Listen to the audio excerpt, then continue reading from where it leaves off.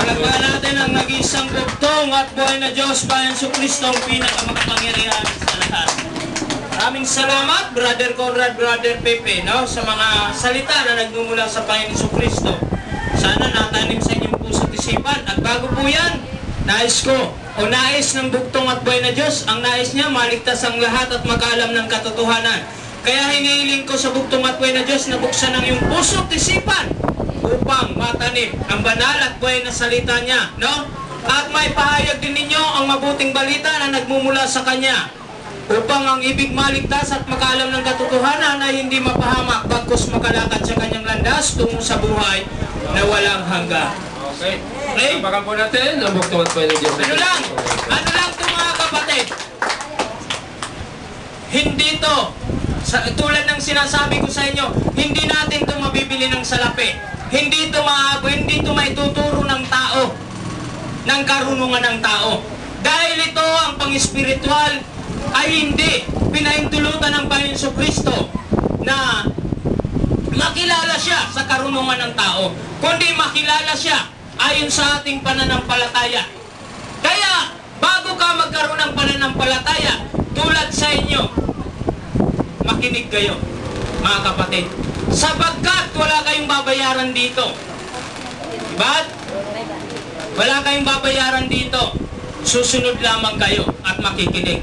Sapagkat sino man nakikinig ay bibigyan pa. Yung hindi nakikinig, aalisan pa ng inaakala niyang nasa kanya. Sana, andito tayo. Sa mga patutuon ninyo, mga kapatid, pag alam ninyo ang salita ng Diyos, ang aral, wala na kayong dapat ikatakot dito. No? Kasi ang takot, ang kalakip ng takot ay pagpaparusa. Sabi kasi doon, sa Isaias 43:2, anong sabi doon? Okay, may Bible dyan mga kapatid, no? Para maano natin. Iba't-ibang Biblia. Isaias 43:2. Aha! Kapag dumaan ka sa malalim na tubig, Aha! sasamahan kita. Tumawid ka man sa mga ilog, hindi ka malulunod. Doon, dumaan ka man sa apoy, hindi ka matutunog. Hindi ka matutunog. Okay. Nakita ninyo mga kapatid, kung susundin lamang ninyo ang kanyang aral at itatanim sa inyong puso't isipan, kapag dumaan ka sa karagatan, anong sabi niya? Sasamahan kita. Dumaan ka man sa apoy, hindi ka maano. Ano man pagsubok ang dumating sa iyong buhay, hindi ka nito maitutumba. Ang paniniwalaan mo lang, kailangan isipin mo lagi, itatak mo sa iyong puso't isipan, kasama mo siya. At huwag kang matatakot. Kasi sabi dyan sa 41 Gs ng Isaias, ito kasi pag natakot ka, ibig sabihin nun, pag natakot ka kapatid, ako na mismo ang tatakot sa iyo. Sabi kasi dyan, sa 41 Gs ng Isaias, anong sabi dyan? Isaias 43. Okay, teka muna, ano bang ako isa sa iyo? Pero anong nakano doon? Koma ba o ano? Koma, di ba? Ako isa sa iyo. May kondisyon. Anong kondisyon? Huwag kang matatakot.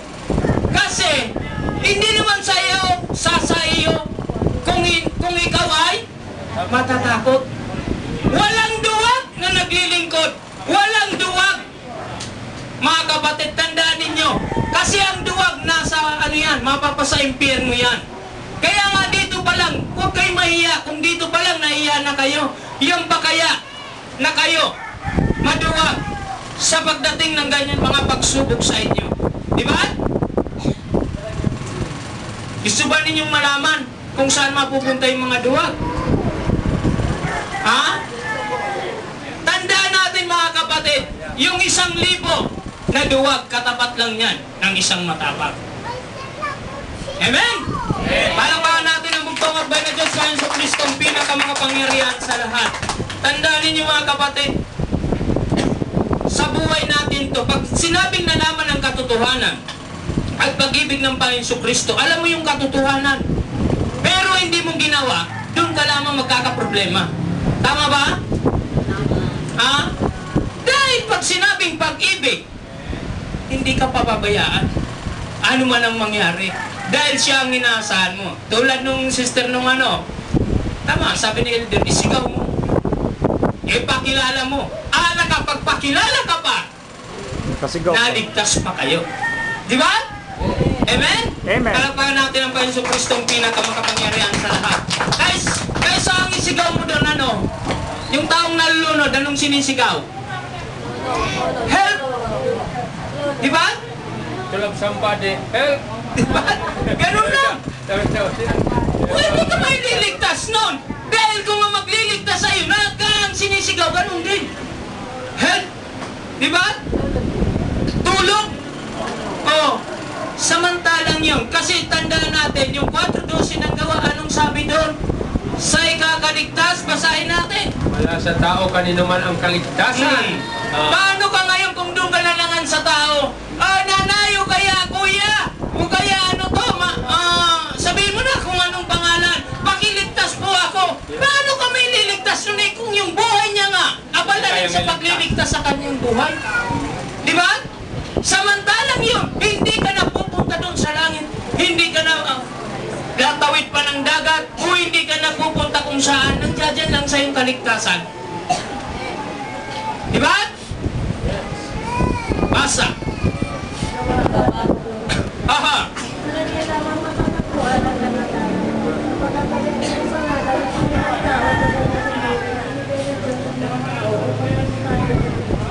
Diba?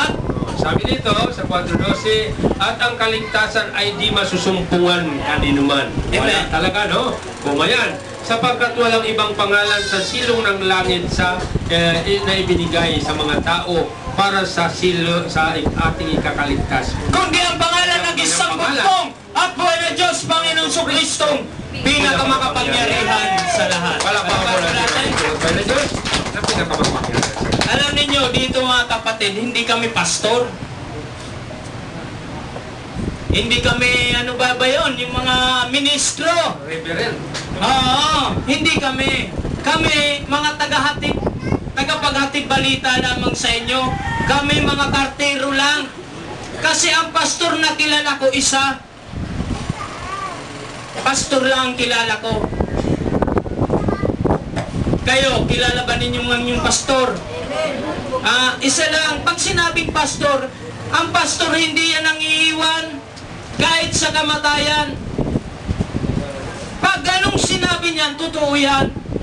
Pero pag pastor na tulad nun, ay naano ni Brother Pepe, kinukwento, doon na kayo magbulay-bulay. Kung yung sarili niya nga, hindi niya naligtas, may himala. Yung pa kaya. Ano pa lang yun? Tao pa lang yung kaharap niya, hindi pa sakuna. Sample sa kanya yun. Tandaan natin mga kapatid, pag ang nagtuturo, bulag. At yung tinuturuan, bulag din. Sa palagay ninyo, saan sila mahulog? Pariha sila mahulog sa hukay. Di ba? Kahit sa pisikal, pag bulag ka mahirap. Silang bagyo. Kaya nga tayo pinapalakad sa ilaw. Ibig sabihin ng ilaw, sinabi sa inyo kanina ni Brother Conrad, yung utos. Habang nandiyan pa ang utos, nandiyan pa ang kautusan, lumakad tayo doon sa kagustuhan niya. Dahil pag wala na yan, isa man sa inyo, wala na ang ilaw, ibig sabihin, wala na yung utos. Sa palagay ninyo, makakagawa pa ba kayo? Diba? Sa bahay, pag nag-run out, kahit yung bahay mo, doon ka na halos, tinubuan ng puti ng buhok. Automatiko, nag-run out. Subukan mong kumakatakbo ka. Kung hindi ka mabangga. Diba? Matagal ka na dyan. Kaya yung sinasabi naman ni Brother Pepe na, dito na lang kami kung saan kami namulat. Sige, subukan natin. Dapat sample ka agad. Ang bahay niya nasusunog. Wala sample ka agad. Sige, dahil dyan ka namulat, dyan ka lang. Huwag kang aalis. Tingnan ko lang kung maligtas ka ng kinamulatan mo. Diyan ka pala nagising. Diyan ka nagising, nung magising ka, nasusunog. O diyan ka namulat. Sige, pasanin mo yung krus mo. Kung may krus ka dyan, kung may santo ka dyan na mas